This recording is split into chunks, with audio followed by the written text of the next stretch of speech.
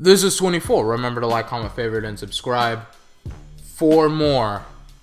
Today is the finale of the series where I talk about things that I think are going to happen in the next 8 years in the industry. This is one that's very painful, but it's very, very, very eye-opening when it comes to the marketing, where it is right now. So the three companies that I would like to talk about right now are EA, Activision, and Ubisoft. Now, all three of these companies have a very large monopoly over the gaming industry when it comes to the sales. All three of these companies have a large monopoly, have a stranglehold almost on the industry. Why do you now you may be asking me this question. 24. These are companies that create annual releases. These are companies that create mediocre games on an annual basis. Why is that? Why do you think that? Well, here's some facts for you. EA stock is up more than it's ever been in the entirety of its company history. Ubisoft stock is up more than it's been in its entire company history. So is Activision's, ironically. So now you have all three of these companies have huge amount of stock prices. And for what? What's the punishment of them getting their stock prices? Of having these absurd stock prices? Of having this absurd amount of success in the past 5 years? Nothing. They don't have to do anything. They just have to keep out pumping and pumping and pumping games. Now, I know what you're going to say. 24. What are their stock prices compared to other gaming companies? And my answer to that is, why do these other gaming companies matter? They don't matter. They don't. And here's the reason why they don't matter. Okay? Look at 2016's most selling video games. Look at that list, right? On that list, we have Call of Duty Infinite Warfare, an Activision title, Battlefield 1, an EA title, The Division, a Ubisoft title, Madden NFL 17, an EA title, Overwatch, without the Battle.net sales, which isn't a huge chunk of it because usually games are sold on Steam, but that's an Activision title. Call of Duty Black Ops 3. This is a game that was released in 2015, and it's still on the top 10 selling list in 2016. That's an Activision title.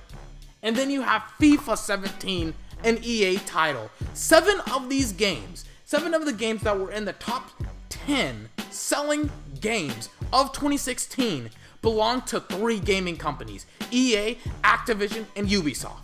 2 of those games, Overwatch and Battlefield 1, actually deserve to be on that list because those games were pretty great. Now, the problem is, half of the games on that list that were in the top selling in the United States, not globally, in the United States, are terrible. The big 3 does not have, unless I'm missing something here in the industry, because the industry is only going to expand in the next 8 years, unless I'm missing something huge that will happen in the next 8 years, which I don't think I am.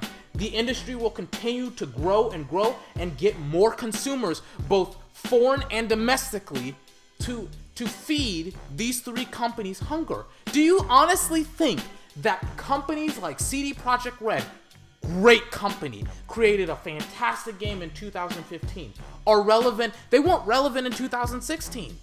As a business, they weren't relevant in 2016. They weren't creating anything in 2016 that was relevant.